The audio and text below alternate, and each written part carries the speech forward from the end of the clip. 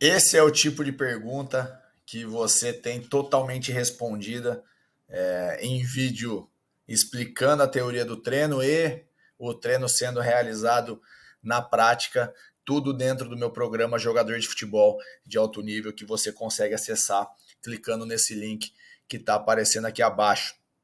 Depois da vinheta você vai ver toda essa explicação, mas lá dentro do programa você aprende isso diariamente, não só nos treinamentos de força, mas em outros tipos de treinamento de resistência, de velocidade, de potência, porque lá não te entrega apenas o treino em si. Você vai ter acesso ao treino sendo realizado na prática, você vai ter acesso ao treino sendo explicado a parte teórica dele, você vai ter acesso ao PDF desse treino e o principal, você vai ter acesso a uma programação dizendo que dia da semana que você vai ter que fazer aquele determinado treino. Então é muito detalhe, é muita informação, é impossível você fazer parte do meu programa e não melhorar a sua condição física. Então não perde tempo. Clica no link que está aparecendo aqui abaixo, vem para o meu time e depois da vinheta aprende um pouquinho mais aí sobre as teorias de treinamento. Valeu!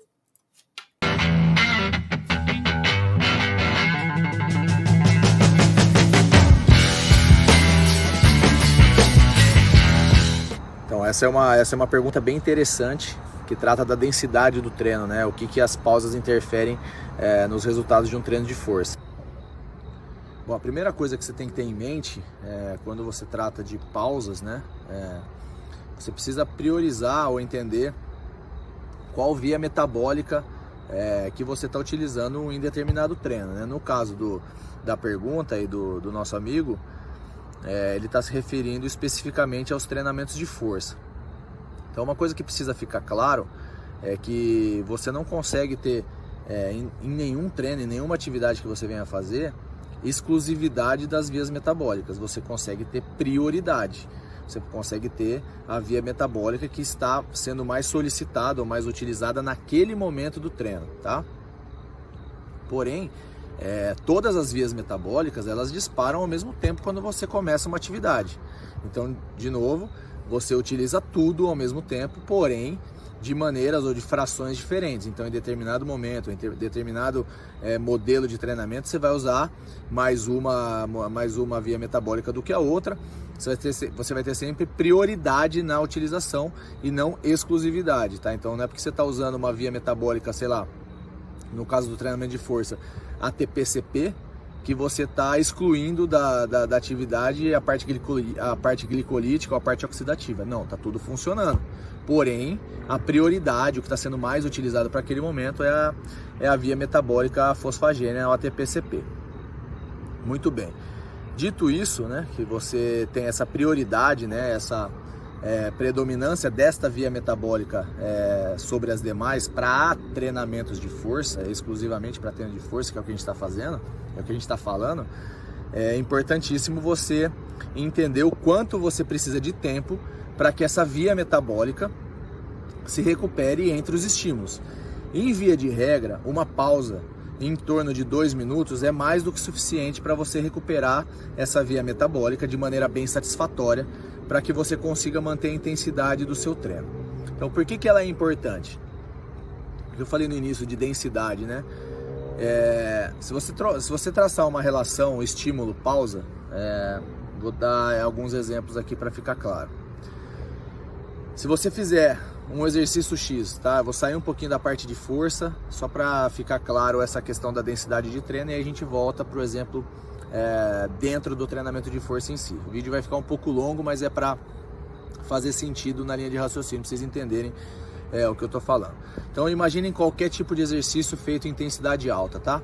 Se você faz, sei lá, 30 segundos de exercício e descansa 15 segundos, por exemplo, e repete, e você fica repetindo isso sequencialmente, né? Você faz 30 segundos de execução do exercício, descansa 15. Faz 30, descansa 15. Faz 30, descansa 15. Você tem uma relação estímulo-pausa, você está tendo mais estímulo, você está tendo o dobro de estímulo do que você está tendo de pausa. Isso significa que o seu treino está muito denso. É uma densidade altíssima de treino. Existem vários protocolos de treino, e aí a predominância de via metabólica é glicolítica, porque você não consegue recuperar né? Você vai entrando em acidose a cada estímulo que você faz, você não consegue recuperar, enfim. Então é um treino muito denso. O que acontece em treinos muito densos ou extremamente densos? A intensidade do treino tende a cair em algum momento, vai variar de indivíduo para indivíduo. Se você faz o mesmo exercício, as mesmas intensidades, ou buscando, né, fazer a mesma intensidade, 30 segundos de execução, 30 segundos de pausa, você percebe que a relação estímulo-pausa mudou? Antes era 1 para meio e agora é 1 para 1, você estava fazendo um tempo de estímulo e metade desse tempo de pausa.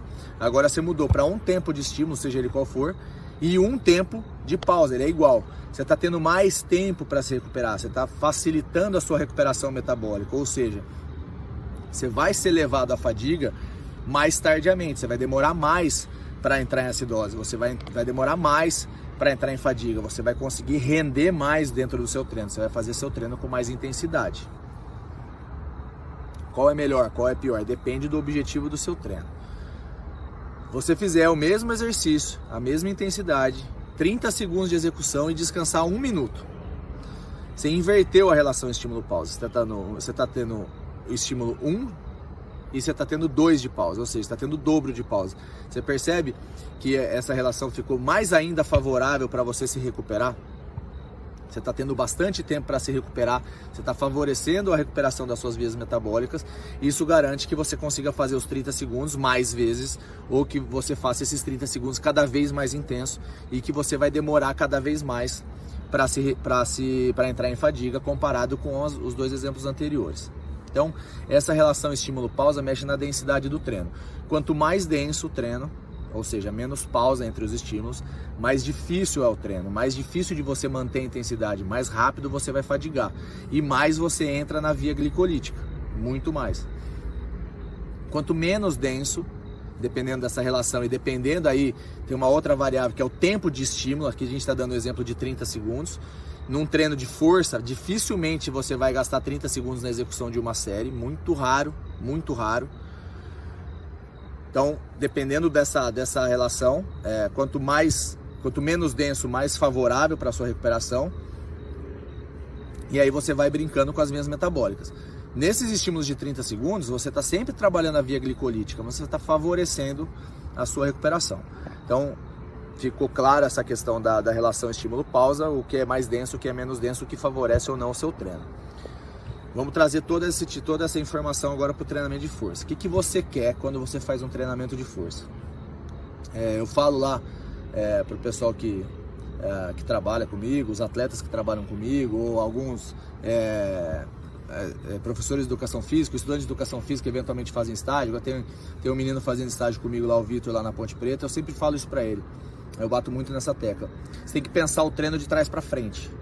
Então você tem que pensar o que você quer treinar, como que as vias metabólicas dessa capacidade física que você quer treinar, como elas funcionam, e aí sim você pensa na estrutura do seu treino, certo? Então, nosso amigo aqui perguntou das pausas com relação ao treino de força. Então, subentende-se que ele está preocupado em aumentar os níveis de força dele. Legal, então ele já sabe que ele quer ficar mais forte. O que ele precisa para ficar mais forte? Ele precisa recrutar unidades motoras ao máximo que ele seja capaz dentro da sessão de treino dele ou dentro do programa de treino dele. E aí depende de como esse programa de treinamento é formatado. Beleza. Para você aumentar recrutamento de unidade motora, ou seja, de maneira bem resumida, para você utilizar mais músculo durante o seu exercício, você precisa de um detalhezinho que é básico, sobrecarga, ou seja, peso, tá? Exclui a parte de que para você colocar muita carga no exercício, você tem que estar apto. Para você colocar muita carga no exercício, você tem que ter uma boa execução, você tem que ter consciência corporal, você tem que ter feito um processo de adaptação, blá blá blá blá blá blá blá blá, tá? Didática para treinamento de força não é o objetivo desse vídeo. Então, consideramos que essa pessoa que está fazendo essa pergunta já sabe treinar, já está treinado, já está adaptado, já sabe trabalhar, já tem nível de força alto para conseguir fazer um treino de força bem feito, beleza? Esse é o exemplo. Legal. Esse cara precisa colocar carga, tá? Então ele precisa trabalhar com cargas elevadas. Só que se ele trabalhar com cargas elevadas e deixar o treino denso, o que vai acontecer? As cargas vão despencar. A intensidade do treino dele vai despencar, ele não vai conseguir manter cargas altas. Ele vai começar a treinar a resistência de força. Mas ele não quer trabalhar a resistência de força, ele quer trabalhar a força máxima, ele quer aumentar os níveis de força dele. Então o que ele precisa fazer? Garantir densidade de treino baixa, ou seja, bastante recuperação entre as séries. Ó, chegou uma vítima aqui, ó. Cadê? Olha lá, vai treinar. Eu tava esperando ele gravando esse vídeo. Então voltando. Ele precisa garantir que o treino dele tenha uma densidade baixa. Para quê? Para que ele se recupere ao máximo ou de maneira mais satisfatória possível, para que a intensidade do treino dele seja mantida durante todo o treino dele, o que foi planejado. Beleza? Então ele já determinou que ele quer treinar força, ele já sabe que para ele treinar força ele precisa de carga, ele já sabe que se ele não tiver uma densidade baixa, ele não consegue manter essas cargas de série para série. Aí vem a parte final. Pô, que via metabólica que eu utilizo para treinar força? Pô, é a via metabólica ATP-CP, é o sistema fosfagênio. Pô, quanto tempo, em média, esse sistema precisa para se recuperar de um estímulo de altíssima intensidade que vai durar ali 5, 10 segundos, no máximo, uma série de força? Ah, pô, o Thiago acabou de falar lá no vídeo. Em torno de 2 minutos está mais do que bom, até porque se você passar mais, você acaba até esfriando dentro do treino e o treino fica muito monótono. Pô, 2 minutos é suficiente para você recuperar. Então tá respondido. Uma pausa de 2 minutos, 1 minuto e meio, 1 minuto e 40 é suficiente para você recuperar de um estímulo de 5, 10 segundos com intensidade altíssima. Então as cargas desse treino vão estar muito altas. Se você jogar as pausas lá para baixo, menos de 1 minuto, 40 segundos, 30 segundos, que às vezes você faz, sei lá, 15 séries de 2 repetições com muita carga. Pô, 2 repetições você gasta, sei lá, 5 segundos. Aí você fala, pô, em 40 segundos eu tô recuperado. Talvez a sua sensação de recuperação faça com que você acelere e treine, mas é uma cagada, é um tiro no pé, porque isso pode levar você a uma fadiga prévia dentro do seu treino e acaba estragando o seu protocolo. Então a pausa tem que ser mantida mesmo quando você acha que você não precisa. Que você achar que não precisa e você não precisar, tem um oceano de distância. Então mantenha a pausa 1,5, mantenha a pausa 2 minutos. Se o seu preparador físico falar, ó, descansa 2 minutos, é porque ele precisa que você descanse 2 minutos. Acho, né, que ele não teria escolhido 2 minutos a esmo, falar assim, 2 minutos é legal, vou pôr lá. Tudo tem um porquê. Então para treinamentos de força, se você quer aumentar seus níveis de força, se você não quer entrar nas variantes da força, se você não quer treinar a resistência da força, quer treinar a força máxima, aumentar seus níveis de força, aptidão neural, desenvolver esse sistema neuromuscular, fazer muita adaptação neural ao treino de força, são altas cargas, pausa satisfatória para que você consiga se recuperar e manter. Você tem que começar o seu treino no nível alto e terminar o seu treino no nível alto. Você não pode começar seu treino no nível alto e terminar se arrastando. Se você terminar se arrastando, você saiu do propósito do treino e muito provavelmente você deixou de treinar a força máxima em algum momento do treino e você nem percebeu. Beleza?